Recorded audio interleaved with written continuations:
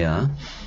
주님의 크신 은혜가 우리 모두에게 또한 이 방송으로 참여하고 있는 모든 분들에게도 함께 하시기를 간절히 축원합니다. 예수님께서 이 공간복음에서 말씀하시기를 이스라엘에 많은 과부가 있었지만 이 시돈 땅 그 사렙다 과부에게만 엘리야가 보냄을 받았느니라. 이렇게 상당히 의미심장한 말씀을 하시죠. 또 이어서 이스라엘에 많은 한센병자가 있지만 수리아 사람 나아만에게만 엘리사가 보냄을 받았느니라. 이렇게 말씀을 하십니다. 주님께서 그렇게 말씀하신 그 내용 가운데 상당히 이 사렙다의 여인 그리고 나아만이 많은 그 이방인들 중에서 특별히 선택을 받았는데 그거보다 더 중요한 건 이스라엘 안에도 그렇게 많은 사람들이 있었지만 그 택한 이스라엘을 제치고 이 여인과 또한 나아만이 하나님께 은총을 받은 것이다. 이렇게 말씀을 하시게 된 겁니다. 그래서 주님의 은혜를 거부하고 주님께 좀처럼 마음을 열지 않는 그 유대인들에 대해서 책망하는 그러한 비유로 이 말씀을 하시게 된 겁니다. 그 말씀의 의미는 그것이지만 그렇다면 하나님께서 이방인임에도 불구하고 그를 특별히 기억하고 엘리야를 보내고 또 엘리사를 보내서 그 굶주림의 문제 3년 6개월 동안이나 그 하늘에 문이 닫혀서 비가 오지 않으므로 기근이 아주 심했다 그랬잖아요. 그래서 먹을 것이 없고 마실 것이 없어서 사람들이 죽어가는 이러한 위기의 상황에서 하나님의 큰 은혜를 받는 사람이 누구였는가? 이것을 보여주고 있고 사람의 힘으로 치료받을 수 없는 그 한센병을 이방인임에도 하나님의 능력을 힘입어 치료받았던 나아만은 어떤 사람이냐? 또한 이것을 동시에 우리에게 보여주고 있기도 합니다. 오늘 이 엘리야를 통해서 그 극심한 기근 동안 내내 하나님으로부터 밀가루와 기름 또 물도 이렇게 공급을 받아서 이제 엘리야를 포함해서 3명이 무난히 그 기근을 피하게 되었던 이러한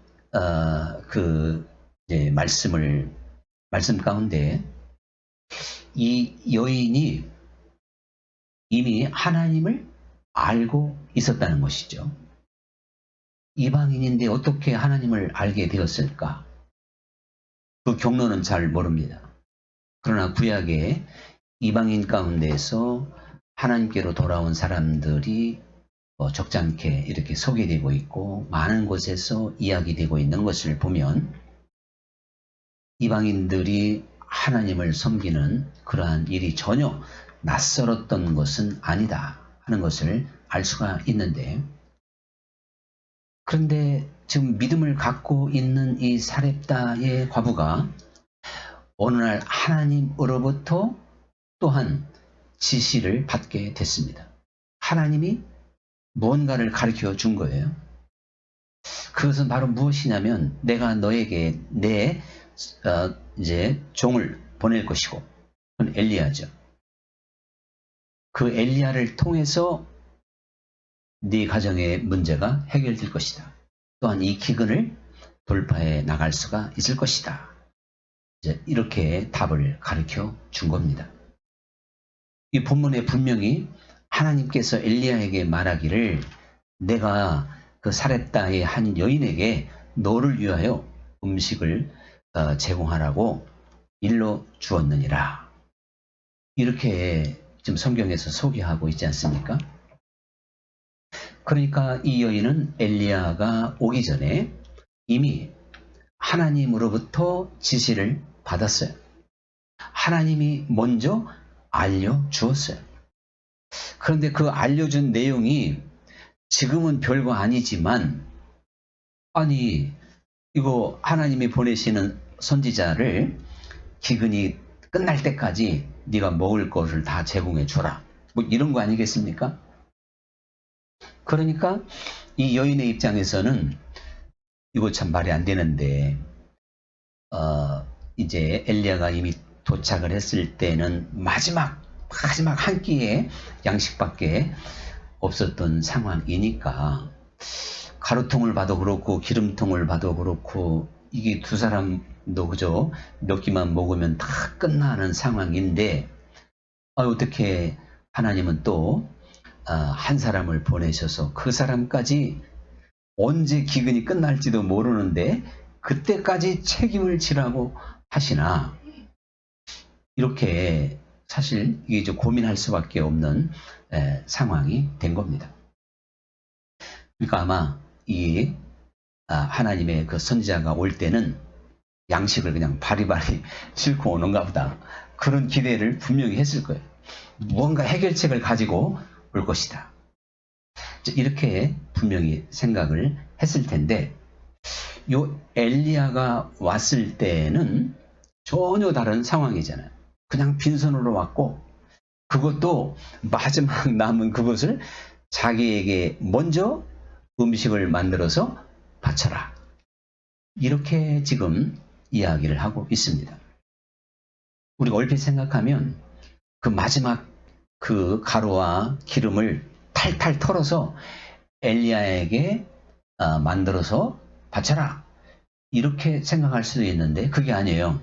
남은 밀가루와 기름 가운데에서 조금을 취해서 조그마한 떡을 만들어서, 또 기름도 그저 얼마 안 남았지만 그 중에 조금 기름을 이렇게 떠서 아주 조그맣게 떡을 만들어 와라, 나를 위해서 먼저 만들어라, 이렇게 상황이 지금 그렇습니다. 그러니까 이 여인은 하나님께 미리 지시를 받았지만, 하나님은 미리 그 여인에게 알려주었지만, 어떻게 하나님께서 이 세 식구가 기근이 끝날 때까지 먹을 수 있도록 해 주시겠다는 건지 사실 잘 알 수는 없었던 거예요. 엘리야도 어떤 방법으로 이 여인이 자기에게 먹을 것을 다 기근 내내까지 채워줄까, 사실 엘리야조차도 알 수 없었겠죠. 그러니까 항상 하나님은요, 우리들에게 어떠한 비밀을 미리 보여주신다 그랬잖아요. 항상 미리 이렇게 알려주십니다. 하다못해 우리 그저 모든 사람들이, 불신자들이죠, 꿈을 통해서도 뭐 부모님이 돌아가셨나, 또 무슨 일이 있나, 이렇게 짐작을 하듯이 하나님은 살아계시고, 또한 하나님은 우리의 삶의 깊숙한 곳에서 함께 역사하시고 일하시기 때문에 어떠한 중대한 것들을 반드시 보여주고 행하신다라고 하는 걸 제가 늘 강조했던 건, 성경을 봐도 언제나 선지자를 통해서 미리 예언하잖아요. 미리 보여주잖아요.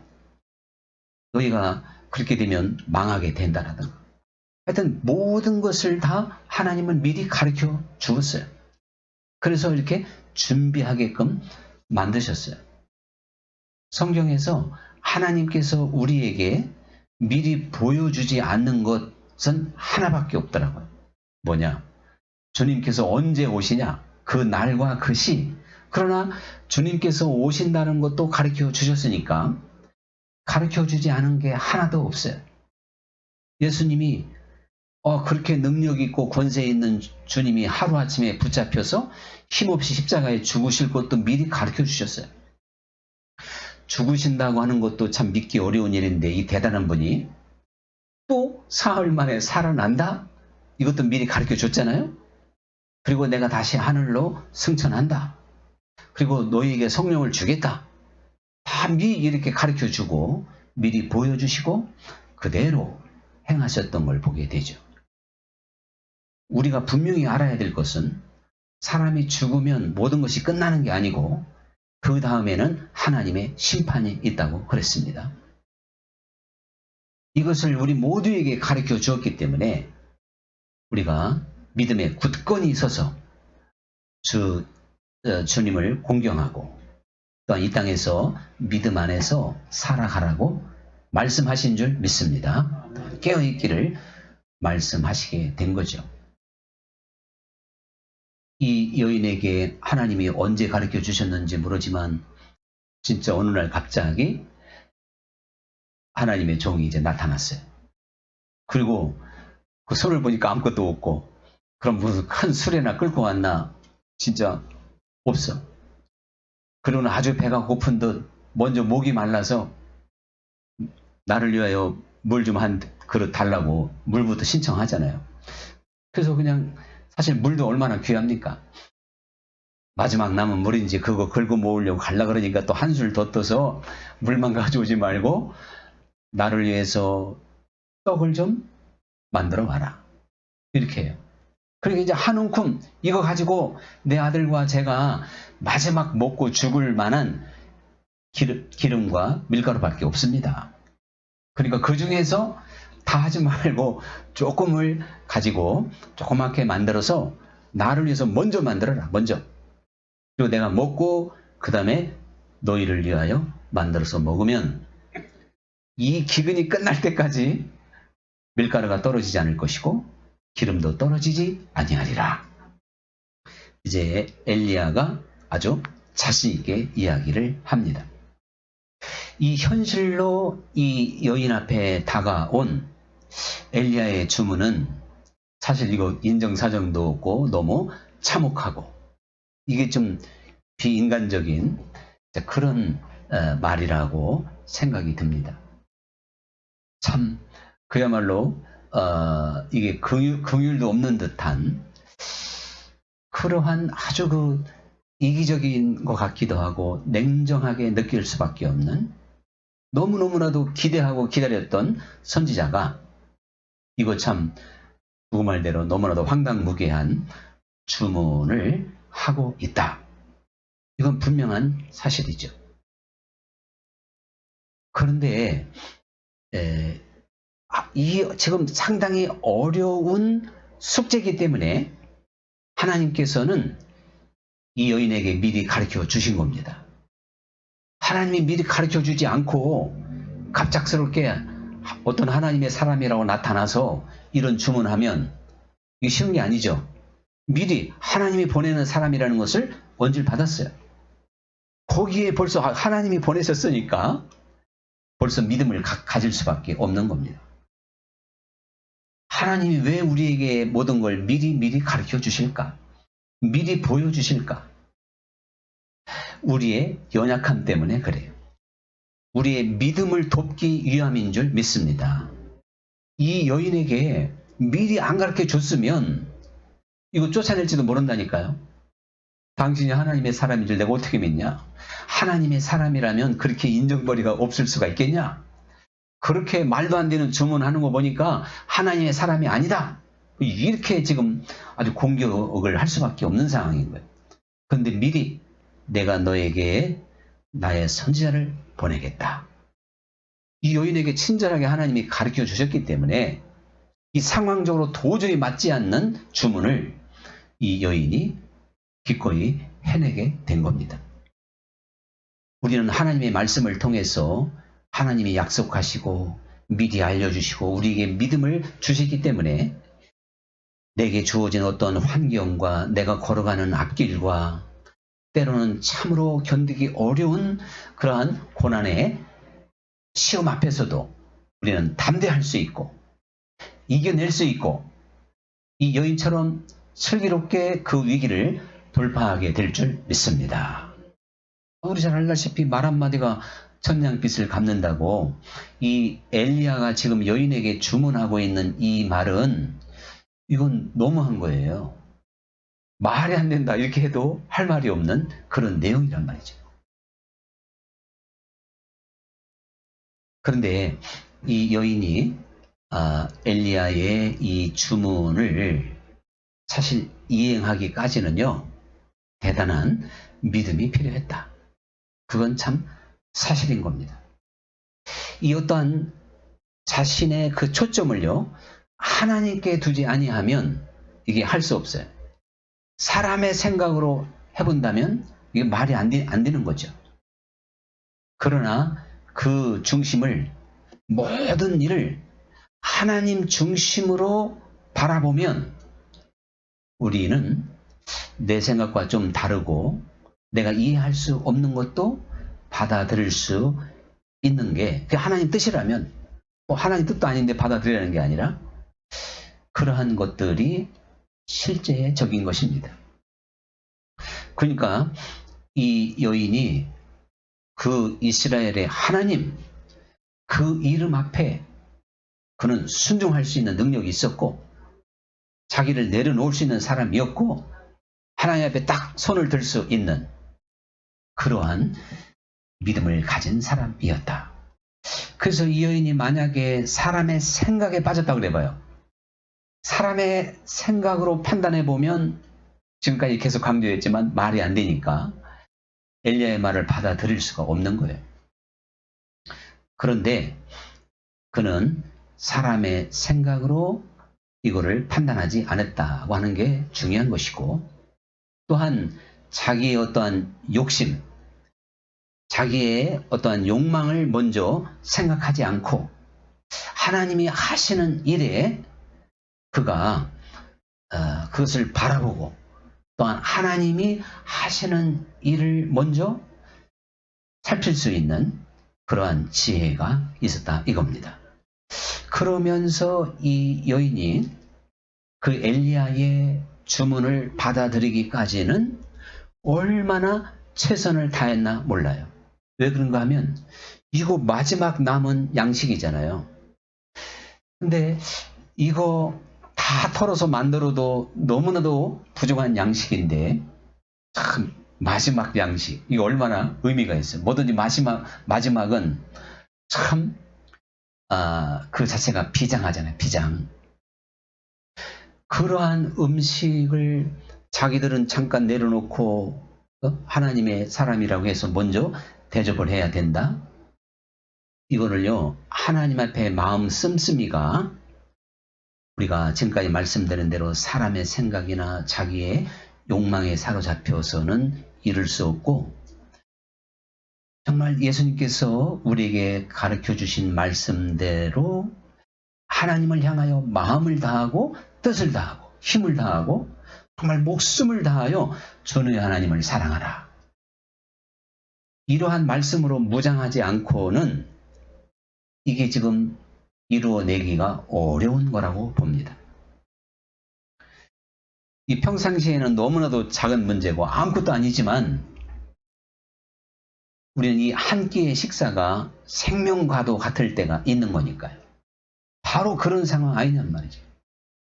이러한 아주 절박한 상황에서 하나님의 뜻에 순종하기 위해서 이 여인은 최선을 다한 것이고 마음을 다한 것이고 목숨을 다한 것이다. 이 여인의 이야기를 통해서 우리는 분명히 깨달을 수가 있는 겁니다. 근데 사실은 이 여인뿐만 아니라 우리도 매 순간순간마다 하나님의 뜻을 이루기 위해서는요 항상 최선을 다해야 될 줄 믿습니다. 내 마음 자세가 흐트러지고 안일하고 이러니까 하나님의 말씀을 못 지키는 거예요. 순종이 안 되는 거예요. 근데 사실 마음을 다하고 목숨을 다하라는 얘기는 이게 무슨 암송 구절이 아니에요. 매 순간 내 삶의 24시간 어느 순간이건 이 말씀에 사로잡히라는 뜻인 줄 믿습니다. 사실 그렇게만 한번 만든다면 이 여인처럼 자칫 잘못하면 시험 들기 쉬워요. 자칫 잘못하면 아주 이거 망치기가 쉬운 위기 일발이에요. 한순간에. 근데 올바른 판단을 하게 되고 기꺼이 순종하게 되었다. 이게 마음을 다하여 그리고 목숨을 다하여 주 하나님을 사랑하고자 할 때 우리에게 주어지는 지혜가 되는 것이고 결단력이 되게 될 줄 믿습니다. 오늘 이 엘리야를 통해서 하나님이 역사했던 참 이야기, 이거 참 신나는 이야기죠. 이게 바로 이제 또한 만사 형통한 이야기라고 볼 수도 있어요. 참 능치 못함이 없는 이야기라고 볼 수도 있어요. 그런데 중요한 건요, 우리가 이렇게 이 사렙다 과부의 이야기를 또 듣고 저 참 신기하게 듣는 것으로만 끝나지 말고 그 하나님은 어제나 오늘이나 영원토록 동일하시기 때문에 지금도 우리의 삶 속에서 이와 같은 표적과 능력과 함께 하심으로 인도하고 계시다라고 하는 걸 믿어야 될 줄 믿습니다. 그러니까 이 세상 만사는 사람의 계산대로 되는 게 아니에요. 사람의 생각으로 되는 게 아닙니다. 오직 주님이 하실 줄 믿습니다. 그 시대에 사람의 생각으로 말하면 그 주어서는 안 된다니까요. 그런데 하나님의 생각은 다릅니다. 하나님의 계산은 다릅니다. 우리도 한평생을 살면서 사람의 생각이나 사람의 계산으로 살면 답답하고 불순종할 수밖에 없고 이루어지질 않아요. 그런데 아무리 어려운 위기 상황에서도 우리는 하나님의 어떠한 잣대로 하나님의 그 은혜로 들여다보고 판단해 볼 수 있는 지혜를 가질 때 벌써 우리는 내 마음으로부터도 승리하게 될 줄 믿습니다. 사람의 생각에 잡히면 답답하다니까요. 힘든 거예요. 지금 오늘 하루에 아니면 한 주간의 삶이 내가 힘들었다. 그만큼 내가 사람의 생각에 사로잡혔다는 거예요. 하나님의 생각, 하나님의 지혜로 사로잡힌 사람은 사실 능치 못함이 없는 하나님의 능력 안에서 언제나 우리는 자유를 얻게 되는 것이고 소망을 얻게 되는 것이고 하나님이 피할 길을 예비하는 것을 늘 보게 될 줄로 믿습니다. 요 엘리야를 통해서 나타난 기가 막힌 이 기적은 구약시대 엘리야 시대에만 다 끝나는 게 아니고 그 하나님은 지금도 나를 부르신 그 하나님이 나와 함께 일으키는 역사인 줄 믿습니다. 지금은요, 그 당시에는 이방 땅, 이 시돈 땅에 사렙다 과부에게만 보내졌지만 성령님은 우리 각자 모두에게 찾아오셔서 나와 함께 지금 먹고 마시는 줄 믿습니다. 내게 이미 지금 보내심을 받았다니까요. 우리가 이 이야기를 들으면서 그 참 사렙다 과부는 복도 많아. 세상만 말하면 재수가 되게 좋은가 봐. 어떻게 그 많은 사람 가운데 엘리야가 그 집을 갔을까? 부러워할지 모르지만 여러분, 우리가 바로 그 부러움의 대상, 내가 바로 그 주인공이 됐다는 사실을 믿을 수 있기를 간절히 축원합니다. 그래서 우리는요, 하나님께서 그 엘리야에게 그를 통해서 그 여인의 가정에 기가 막힌 역사를 베푸셨던 것처럼 하나님은 지금도 여전히 변함없이 이러한 역사를 베푸신다는 걸 우리 항상 믿어야 되는 거예요. 이게 지금 엘리사 때만이 아니잖아요. 엘리야 때만이. 또 이 엘리야를 이 사렙다 과부에게 보내기 전에 하나님께서 그리심산으로 그리심의 냇가로 보내서, 산이 아니고 그리신 냇가로 보내서 거기에서 물을 마시게 하면서 또 떡과 숯불에 구운 고기 같은 것, 이런 것들을 까마귀를 통해서 막 제공을 하시잖아요. 이게 정말 하나님이 항상 그렇게 어제나 오늘이나 기가 막힌 방법으로 역사를 하시는 분입니다. 그렇기 때문에 예수님께서 오병이어의 역사도 베푸시게 된 거고 칠병이어의 역사도 베푸시게 된 겁니다. 그런데 잘 아시는 대로 오병이어의 역사 때는요, 칠병이어보다 떡이 2개가 작잖아요. 근데 먹인 숫자가 더 많아요. 5,000명이요. 근데 칠병이어는 4,000명이에요. 아니, 오병이어가 떡 5개라면 칠병이어는 떡이 뭐 한 8개간 7개간 돼야 되는데 어떻게 그 떡이 더 작을까? 이렇게 이제 그러니까 사람이 많으면 더 많은 떡을 가지고 이적을 베풀어야 되는데 그 숫자가 작았다 이겁니다. 이게 상당히 의미 있는 이야기인데 예수님이 이제 의미를 부여하신 거예요. 그러면서 더 많은 사람에게 먹였으면 음식이 적게 남아야죠. 근데 12광주를 남겼어요. 뭡니까? 더 많은 사람에게 먹였을 때는. 근데 4,000명을 먹였을 때는 7광주를 남겨요. 우리는 뭐 어쩌다 보니까 그렇게 됐는가 보다 이렇게 생각할지 모르지만 이게 하나님의 정확한 어떠한 계획에 의해서 그렇게 하셨다는 걸 예수님이 가르쳐 주셔요. 기억하시죠?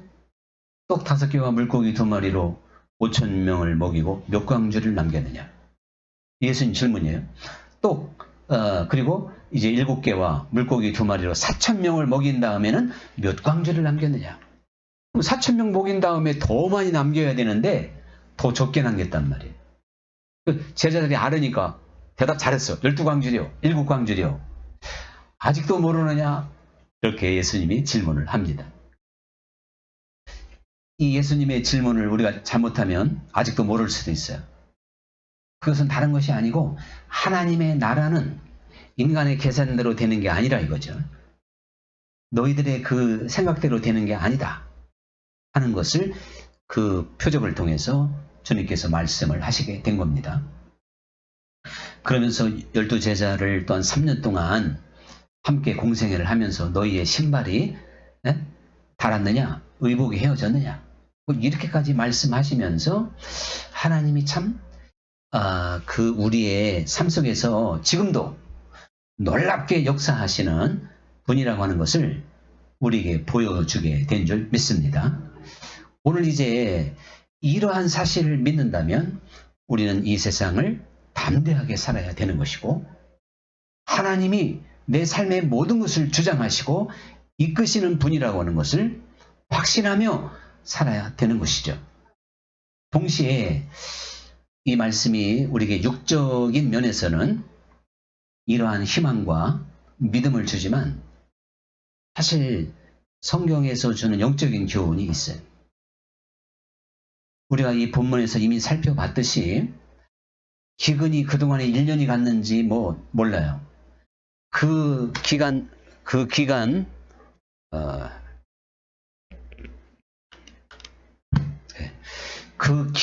내내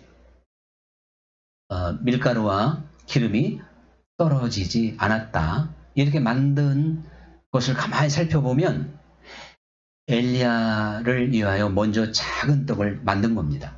즉 작은 것이 드려졌다는 사실이에요. 항상 그리고 무제한적인 것이 나왔어요. 이게 이제 영적으로 주는 비밀인데 이거를 우리가 생각하는 하나님 앞에 심었더니 하나님이 막 큰 걸 줬다. 그것을 가르쳐주는 게 아니고요.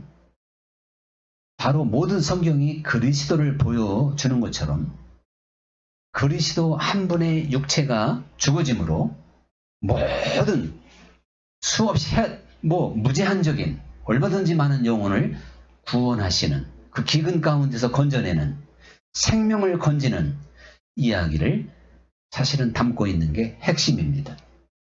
우리는 하나님의 말씀을 통해서 항상 그리스도를 구약성경에가 그리스도가 구약성경에 다 숨겨져 있는 거예요. 이렇게 찾아내야 되는 겁니다. 오늘 한 사람 아담이 불순종함으로 모든 인류가 죽음이 왔는데 한 사람 예수 그리스도가 순종함으로 모든 인류에게 생명이 주어졌듯이 이것을 이러한 이야기 가운데에서 하나님은 지금 우리에게 들려주고 있습니다. 이 이삭이 에서에게 축복하기 전에 먼저 별미를 좀 만들어 와라. 그렇게 하잖아요. 그래서 먼저 작은 것을 들어줬을 때 장자라고 하는 엄청난 축복을 허락해 줍니다. 우리는 이러한 말씀을 자꾸 육신적으로 하나님 앞에 뭘 드리면 하나님이 엄청나게 채워준다는 쪽으로 해석을 해버리면 그리스도를 놓치는 거예요. 정말 생명의 세계를 못 보는 겁니다. 주님께서 하신 일을 성경 이 모든 일들을 통해서 우리에게 보여주고 10번, 100번이고 보여줘야 우리가 그래서 믿음이 확 잡히게 되는 거예요. 하나의 이야기로 믿음이 잡혀지는 게 아니라니까요. 이렇게 성경에 수없이 많이 그리스도의 모습을 감추어두고 우리가 그것을 또한 맛보면서 우리의 믿음은 견고해지게 될 줄 믿습니다. 오병이어, 칠병이어 때도 마찬가지로 조그마한 것을 드려지고 그리고 무제한의 것이 나오게 됩니다. 이게 어떻게 육적인 원리겠습니까? 이것은 전적으로 영적인 세계를 우리에게 보여주고 있습니다. 그리스도 한 분의 희생이 인류 전체에 얼마나 풍성한 복된 결실을 가져오는가, 무한한 세계를 여러 은혜를 주시는가 하는 것을 보여주고 있다는 걸 이제 마지막으로 한번 우리가 생각해 보게 됩니다. 오늘의 찬양 드리겠습니다.